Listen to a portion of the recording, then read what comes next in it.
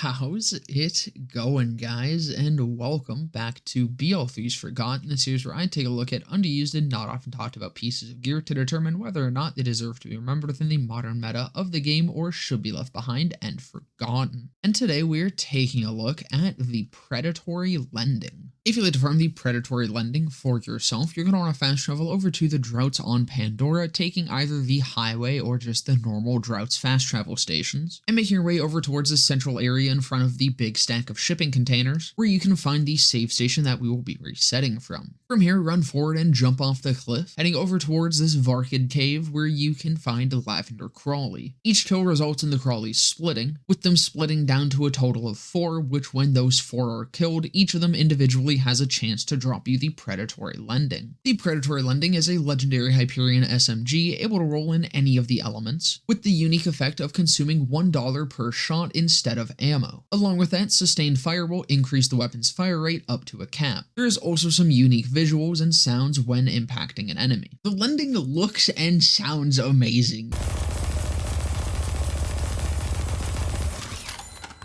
This thing has beautiful visuals and is just overall a 10 out of 10 for cosmetic design. On top of firing it being pretty much free. During the endgame of BL3, even with fast as fuck fire rates, you probably pick up more from enemies than this thing would use as long as you were killing enemies. And that's where the Lending starts to struggle a little bit. But what came as quite the shock to me is that this thing actually fucking works. Despite all odds, despite 5k fucking base damage, the fire rate seems to carry this thing just enough to be somewhat effective at True Molly 1 takedown. True Guardian takedown, not at all. True Guardian takedown, it can kill, but you're better off using just about anything else. And it does definitely struggle pretty hard against a lot of badass enemies, even those outside of True Molly 1 takedown. But it was actually a shock to me that this thing was at all usable to the extent that it was. Don't get me wrong, it's not good. It's still a piece of shit, but it's good enough that I did have a fun time using it and I was able to enjoy what it had to offer visually without being sad about it just being completely unusable. But again, there's a catch here because really it was just the absolute best on Zane, and every other Vault Hunter it was still a little underwhelming because the accuracy really isn't all that great. Even with that Hyperion reverse recoil maxed, it's still pretty inaccurate. Having some sort of accuracy boost definitely is very helpful with this done, and Mana Focus will just completely fix this, of course, making it shoot lasers. Speaking of synergies though, this does actually not work at all with ammo regen, and if you're using it on a build with ammo regen, your ammo will not regen because you don't use ammo, you use money. So yeah, you can't be generating any money with this. But the final positive that I have for the Predatory Lending is that it is a useful tool for seeing how much money you're at even beyond the visual cap. Is this actually a useful thing to know? Not particularly, however it does help you flex on anyone who's poorer than you. Overall though, the Lending is an incredible visually appealing gun with a lot of bells and whistles to really spice it up on top of a beautiful weapon skin. But despite having an incredibly fast fire rate, especially so with a couple fire rate boosts slapped onto it, the damage is only enough to just barely back it up, able to function at True Molly 1 takedown against squishier enemies, but very quickly falling off against anything even remotely tanky, on top of having some very bad accuracy to it. Now, to fix the Predatory Lending would be very simple. It really just needs higher damage, alongside potentially increased accuracy. But I think the issue with that, and why this gun never really was buffed, is that its gimmick kind of keeps it from being allowed to be good. Like I said, in the endgame of BL3, this thing is practically free to fire. If it was able to kill as fast as even lower tier meta gear, you would just never run out of ammo. Even as bad as it is, you never run out of ammo. This thing's cost to fire is jack shit, and therefore it itself kind of has to be shit to be balanced. So if it was going to be buffed, I'd also say it would probably have to consume $100 per shot. And honestly, that's probably a minimum. So personally,